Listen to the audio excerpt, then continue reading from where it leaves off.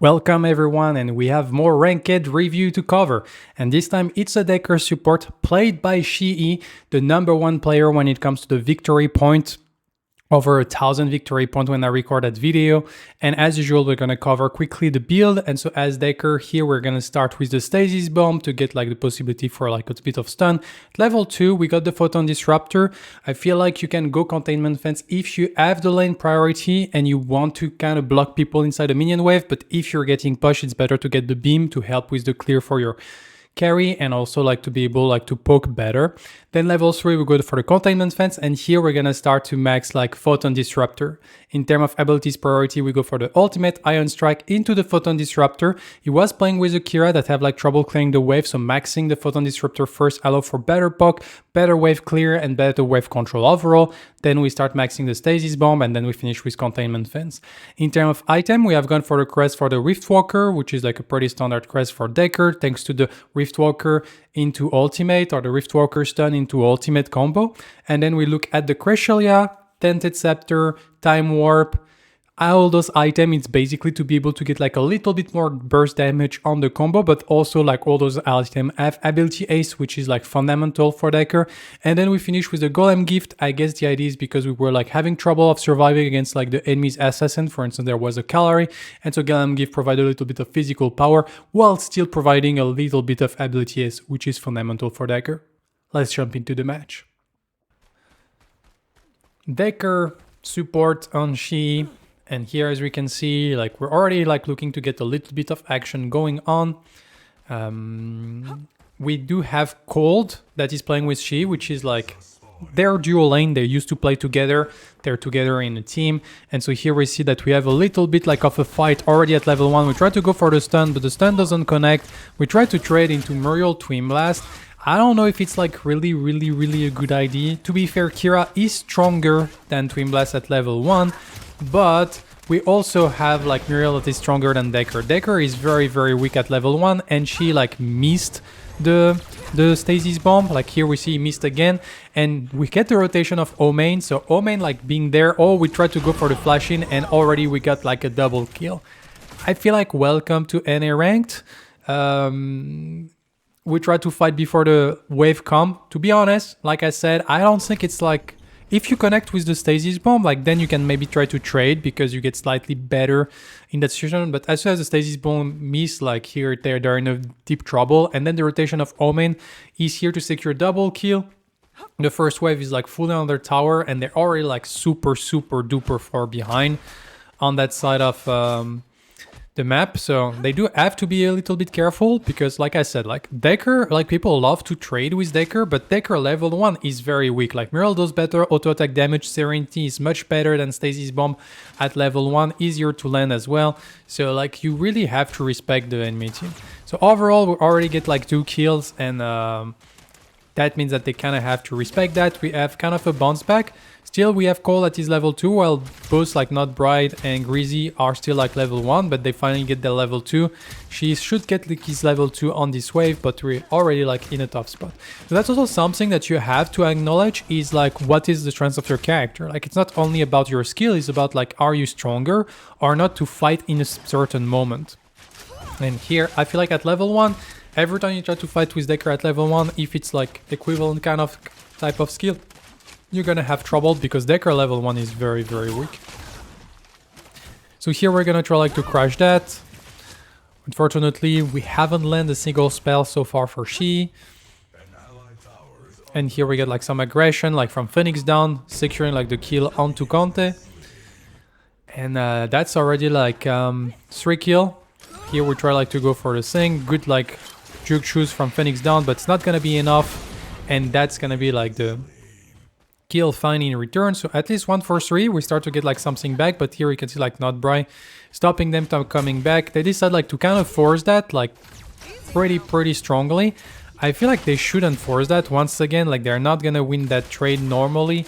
They're both level 3. She is still like level 2, and as you can see, like Colt take like a lot more damage. Like Grizzly didn't take a single amount of damage. I feel like the wave was bouncing back. I feel like you don't need to force your way in. And I think like that's one of the things that sometimes you get overconfident when you're playing with your partner, and you kind of like forcing that are not supposed to be forced.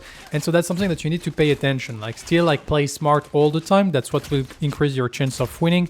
And don't try like to ego too much certain situation, because this is not situation that you should be like egoing. Here we kind of try to manage to keep like the wave very, very close to tower. So they manage to kind of freeze a little bit, like making Nutbray and Grizzly to be like a little bit in a situation that they're not super comfortable, but they got the level 4, so they should be like crashing that wave.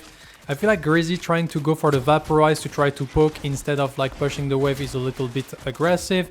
But here like Cold step up. I'm not really sure why Cold is stepping up that hard, and now he's like gonna be forced to go back to base. We got the rotation of the Kalari. We're trying like to dive a little bit aggressively. We get Phoenix Dawn in the back that, if you noticed, trying to dive like Cold, that retreat to the tier 2 tower. And here we should be just crashing that wave, get the gold buff and reset. I'm not really sure, like, once again, like why. But here it's a big mistake from the enemy team, and she is doing something that is very, very good. As you can see here, he tried to go like for stopping the wave from crashing. Here he come to contest the gold buff. Personally, I'm not a big fan of that contest. Like the idea of stopping the wave from crashing was excellent. That's what he should have been doing. And the enemy team should have stopped him from doing that. But then he decided to stop his freeze to be able to contest the gold buff. And by contesting that gold buff, Cold probably lose 4 minions. So you stop the enemy player to get like a gold buff, like the first gold buff that is 80 gold. But you also means that your carry is gonna lose 100 gold and a lot of experience for that. So it's better to leave the gold to the enemy Twin Blast and freeze. So then you also deny gold and experience from the enemy Twin Blast by going for the freeze. So here she's not taking the right decision. To be honest, I feel like sometimes on NA, like people love to fight too much, love to get into the mind of their opponent instead of doing like the right farm play. And here that was like one example. So here we managed to defend like the blue buff. At least we stopped like Phoenix Dawn that was like invading to try to steal that blue buff. But that was like on a pushback, so they still like lost quite a lot of farm on that dual lane for making that happening. So here we're trying like to go for a crash to try to make like that bounce back, or at least reset evenly to become neutral again. And here we have the gold buff that is up. But overall, we're gonna secure that gold buff, but like I said, I feel like we should have let that gold buff go away. So, and overall, like Cold would have been like way ahead, and they would have also been in a better situation because the wave would be frozen. And so here, I'm not really sure. Phoenix Dawn got chased away because he was on a ward, so he decided to come back and then get chased away again. Kind of a tunnel visioning in my opinion. Shouldn't like be like forcing that hard. In the end, he doesn't offer the kill to anyone because he dies to the tower, but still it's at the cost of him like losing a lot of farming time. And as you can see, he's starting like to fall behind on level compared to Conte. He's level 4 while Conte is already level 5 on the Zars. So here we're gonna come back. We're starting to work towards the Cresselia. There is a little bit of gang going on onto the dual lane, but she had to reset because he was like half HP and no mana, so there is not much she could have done.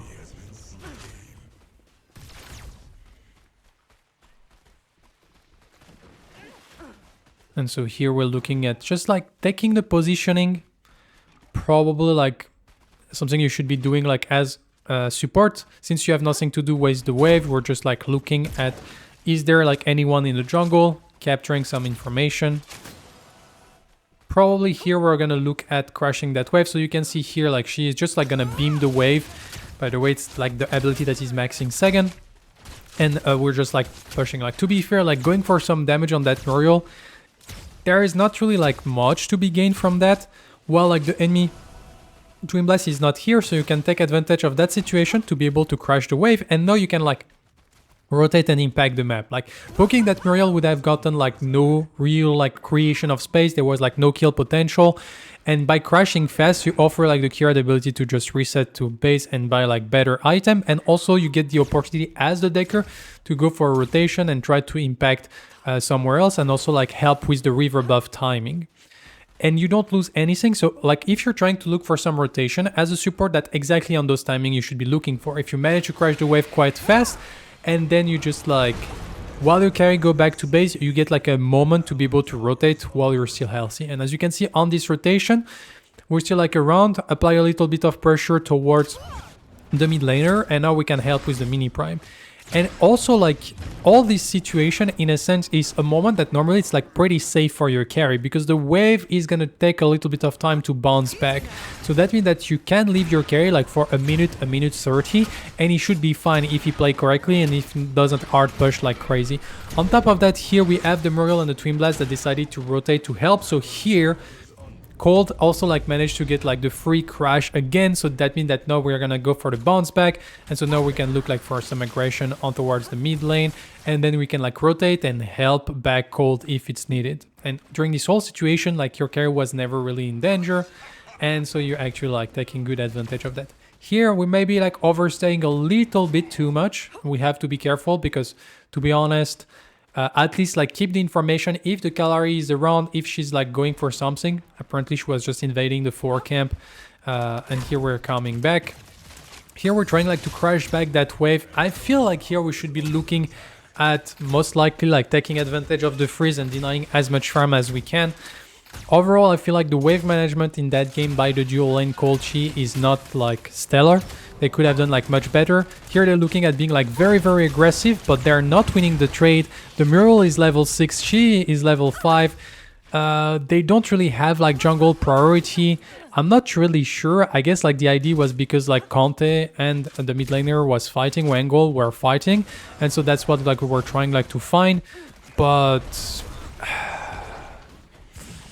I'm not a big fan. I don't feel like it's the timing. I guess they want to force the Fangtooth, but they could have like let the wave push back, and then probably Greasy and Nutbrow will have tried like to be able to crash that wave or step up a little bit, and then you gank the dual lane instead of invading the jungle. After the dual lane gank, you get like the Fangtooth priority, and you're suddenly like in a very good position. So overall, once again, in the dual lane, it's a lot about like trying to use the wave management, the wave control to set up like opportunity for your team. And here, that was like one of those missed opportunity overall. So still, we're trying to get like control around the Fangtooth, but in the end, Wangol end up dying. We're gonna try to chase. Oh, we got the stun. He was invisible. We're gonna try like to find the Kalari, but the Kalari like kind of juked. But that means the Kalari is kind of low, so that means that we can like now force the Fangtooth, and that's what we're going to try to do. So we're gonna help Conte dealing a little bit of damage here. We still have to be careful because the Kalari is still like hovering around, but she kind of show herself. We know got the Gideon, so we have to turn around. I'm gonna try to deal like as much damage as we can. We're looking for the stun. Unfortunately, the stun doesn't connect, so we're gonna get punished for that. And so that's one of the things that you have to be careful as Dekker. I feel like here we need to play from further away. Conte is trying like to get like as much damage as he can, get the kill, try to flash away. It's not gonna be enough, but at least like that delay long enough the enemy team for like Wangol to be back, and now with the Morigesh he can like apply a lot of pressure. He's gonna get the Hive, the Mark, and then the Curse, and that's gonna be a kill on Omain thanks to the passive. And so at least like that's also something as a jungler. Sometimes it's not all about like being able to get the kill. Here like the most important things was like to be able to be in reason, so they cannot force the Fangtooth until the rest of the team come, and then they can clean up and get the priority again. So you can see here Conte sacrificing his life, but in the end it stopped the enemy team from like having any window to do the Fangtooth, which secured the Fangtooth for his own team afterwards. So here we're gonna like poke a little bit that Muriel. Here that was like a good combo. You go for the stun into the beam, and then you get the cage perfectly right behind the character, so he cannot like move at all, and so you get maximum efficiency from the containment fence. So that's what you should be looking. And here we're looking at getting like a little bit of damage. You can see he go for the beam. As soon as the beam is gonna touch the opponent, he walk away from like the tower range to not get like any damage. So it's small thing, but it is important. Like no reason to take like tower damage for one more auto attack on the tower, so don't take that damage. And here we're looking at keep like the pressure up. They know that all 3 other players are on the other side, so we're gonna secure the tower. Here I feel like overall she should have been playing like more aggressive. Like they have information that nobody is around. So here we're gonna go for the flash. We get the flash out of the Twin Blast. But overall, this whole situation, very, very nice stun to stop like the ventilate. But I feel like she is not playing this situation correctly.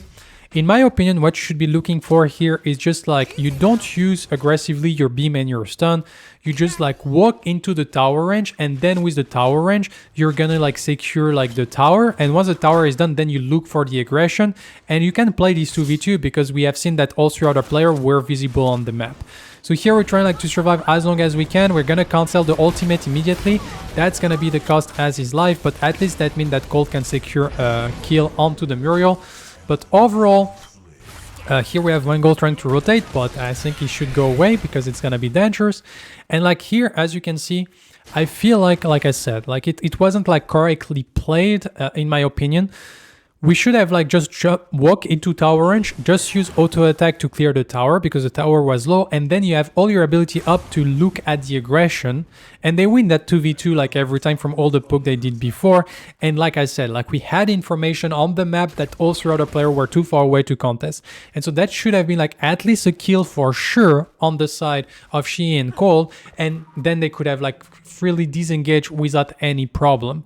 But that all come down to Xehe like kind of spending his spell without really like looking for the right opportunity, and then afterwards like they kind of overchase because now it's not like the correct timing. But here, wonderful play by him, got the rotation onto the mid lane, a good stun to secure the kill, and then the body block to stop this Scalary to be able to auto attack Wangle. I think Wangle was one auto attack away to die, and here we have Xehe that just uses his body as a support to be able to peel and fully like protect Wangle, and in the end they managed to secure the Calari.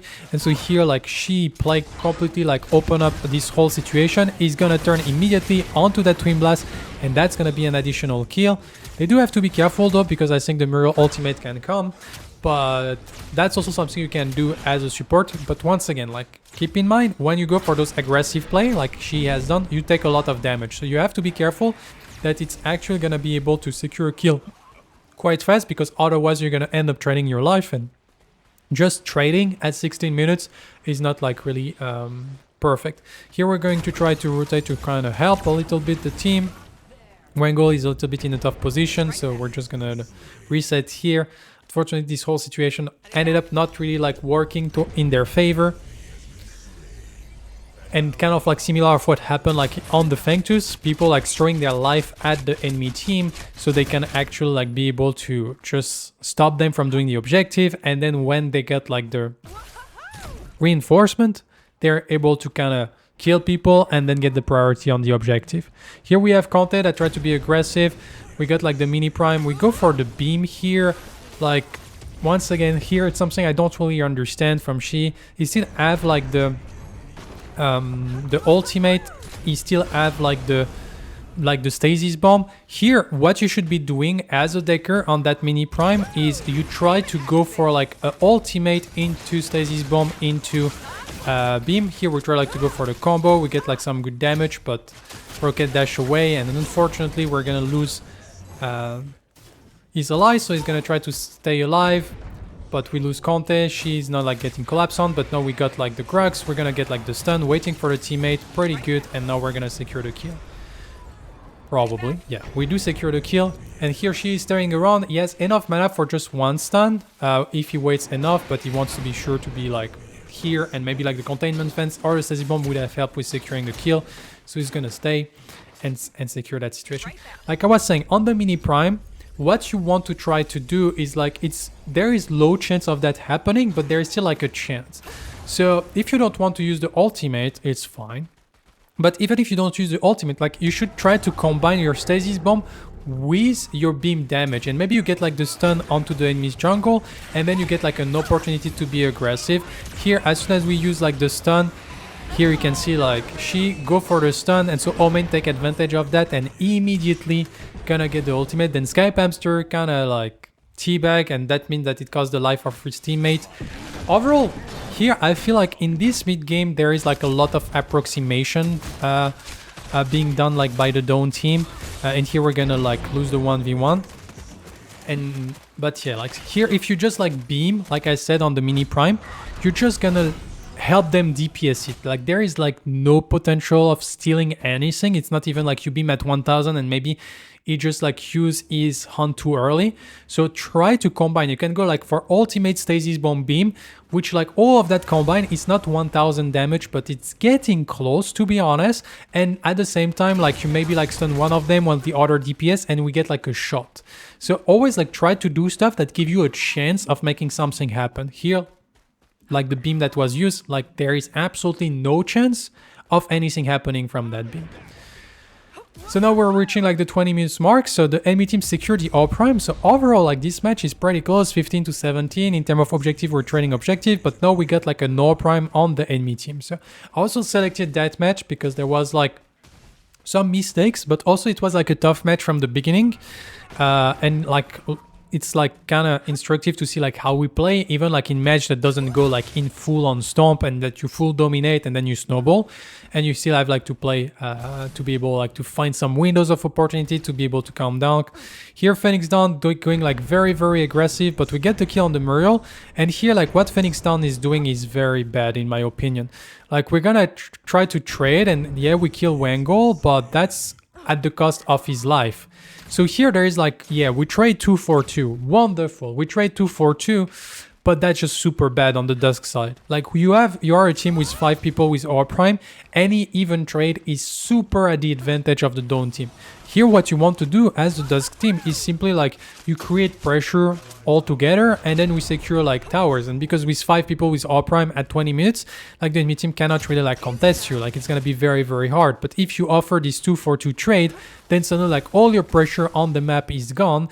And now like you at best can maybe secure like 1 tier 2 tower, but that's gonna be it. And so here we're looking for the rotation.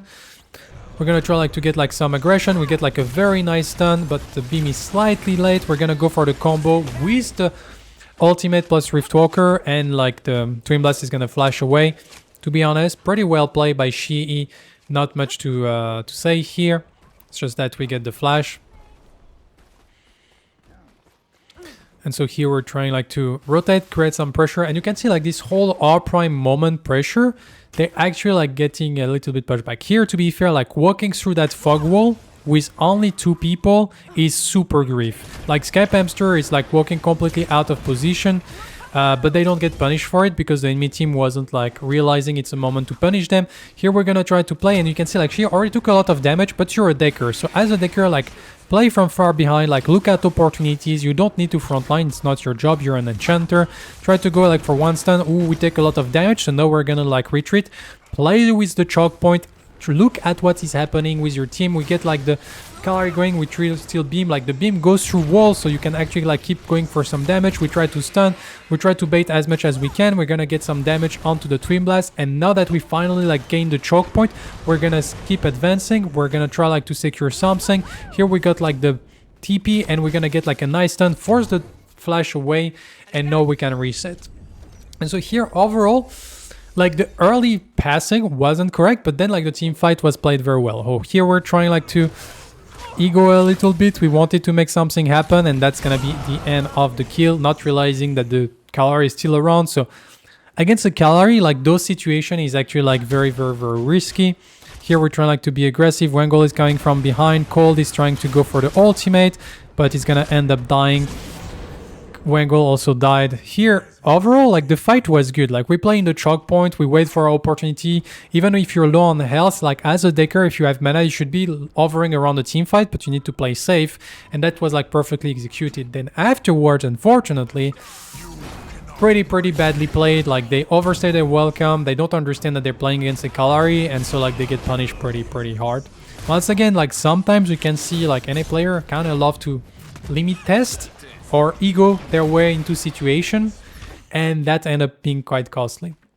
So here we have content that kind of try like to stop the enemy team from doing Primal Fangtooth. It kind of successfully does so. Here we got like some good damage onto Phoenix Down. I feel like with the ultimate we should have been looking at going around and try to kill the Muriel immediately. And here we can go like for ultimate stun, but unfortunately we don't like connect with anything. And now we're like actually in a tough spot. We got like the Muriel.com, but actually we're baiting the enemy team, and now we have like this Calari that is very low. It's gonna get killed. We secure already a kill. We're gonna try to chase onto that aura. We're gonna get the ultimate perfectly placed, and then we get like the full up damage, and here we lose 2 people on the Dusk team. And so this is something that he or she like did correctly. Still, like you show your presence, and to be fair, like, I think he was late, but in the end it worked out well because the enemy team kind of tunnel vision on him. Like, they got Orb Prime on 5 people, so they should have like simply, like, not Orb Prime, like Primal Fangtooth on 5 people, they should have simply disengaged. Like, they're gonna get like follow up, and they're gonna like, they were not super healthy either, like to go for that chase when people were coming back. And you have a Morgash in the enemy team, like one or a Grax, which means that every time you go out of a corner, you're probably dead. And they didn't respect that, and so they end up losing 2 people. Here, Omain tried to go for a play. Unfortunately, it's not good enough, so they're gonna end up like losing 3 people. And so once again, like the Dust team, they got the Orb Prime, they got the Primal Fangtooth, but they just like throw their objective away. Once again, like a big portion of like winning your game comes like to taking the right decision. And here we can see like on that game plenty of questionable decision, to be honest. So at least we survived 2 big objectives by the enemy team. So we should be like looking at maybe like the next big objective that is going to be the Orb Prime. The Orb Prime is apparently like already up. We can see that the Dusk team was on it. To be fair, I feel like as a Dekker, you should be there with your team. You shouldn't be like fixing wave. But like she is a little bit late to the party. He's gonna finally arrive, gonna get the stun onto the Gideon, get the combo. Gideon was with the Epoch, but that means that the Muriel is at 1 HP. We're gonna secure the kill on the Gideon. Luckily for the Dawn side, I think Conte managed like to steal the Orb Prime. It's gonna be at the cost of his life, but they're already like 1 for 2. We're gonna keep following. We get Phoenix down. That's gonna be another kill, and so now we do have trying to go for the stun. The stun was very close. We're gonna get the ultimate, and that's 4 people dead. Only the Muriel is up, and so now we have like the opportunity to push like very aggressively. So we're gonna catch the wave in mid lane. We also have Skype Hamster split pushing on the right side, and so that should be like at least 2 inhibitors because we still have like 20 seconds before the Gideon respawn. So we should have enough time to be able to secure at least those 2 inhibitors, and that should like finally put the Dawn side like slightly ahead on that fight. Overall, I feel like in those moments, like that's a very, very, very big turning point. And as a support, you need to be present to help with like the team. So I feel like she was slightly late for this whole situation. And in the end, like it kind of worked out pretty well because Conte managed to get like a pretty nice steal. But as a Dekker, you should be like there to help your jungler like go for the steal. Here, very nice stun though. But unfortunately, we don't have this. Oh, the stun is back because like Time Warp has been secured, and so we have very, very low CD. We clear like a lot of people, so we lose 1, but we kill 2 more. We try like to go for the fight. We're gonna try to get like onto that Twin Blast, but unfortunately, like the Twin Blast seems to be like slightly too strong, and now we're gonna trying to get away. And yeah, we should use the rocket boots to dodge that, not the rocket boots before he throw the grenade, because otherwise we're dead. Here we're gonna try like to get the kill onto that Twin Blast. That Twin Blast does a lot of damage though. And we can see that Conte is almost dead. Probably gonna die here. Oh, he dashed away. We got some good damage. Maybe the ultimate will be enough to get the kill. And that's it. Like that's a full team wipe overall. So once again, like I feel like every time we have Xehe and Ko that are together, they kind of ego their way into the fight, and it doesn't go well. So even if you're strong, even if you feel like super duper confident, once again, like you should like play to what the game is telling you. Like you shouldn't like play to your ego in a sense. You should play to like your limit testing. You should be always playing in what the game is asking you to do. But here still, like we secure a lot of kills. They have to defend their wave because they were like pressure on the tower, which means that we can secure this Primal Fangtooth pretty nicely by the side of the Dawn team. And now we have Primal Fangtooth on 5 people. With triple Fangtooth, people will disappear super duper fast. If every time she like let's secure a stun, that should be a kill. And so like now we're gonna push like the last wave that is still up, which is the left side. And here, as you can see, like we're not going like too fast. We're waiting for the minion. Ooh, here we do get the Kalari. I feel like we should have tried like a react stun immediately. And here we're looking. Oh, we try to get for the stun. Unfortunately, the stun doesn't connect, so we're not like gonna like pressure more. Here we're trying to remain like out of line of sight to be able to maybe surprise someone with the stun. And here we're gonna wait like for the minion wave. We do have the aura split pushing, so they can only rely on like one wave so far, but they can like play like that kind of slow. Here you have to be careful, like we're taking a lot of damage as you can see on Xehe, and he's gonna end up dying. So here his positioning as a Dekker wasn't correct. He should have played like more back. Like you're very squishy as Dekker, so you shouldn't like be in the range to be poked. Like you try to long range stun, you try to get like long range beam, but you never step forward. But overall, we're gonna end up like winning the match. And so even like if match is like hard to play, ooh, maybe we don't win immediately actually because of very good defense. But yeah, like this game, I think it was very nice because you get like both sides of the spectrum, a tough match that sometimes we go for the right decision, sometimes for the wrong decision. So I guess we can learn from like the mistake that have been shown. And yeah, I hope you enjoyed that match. I will see you for the other one.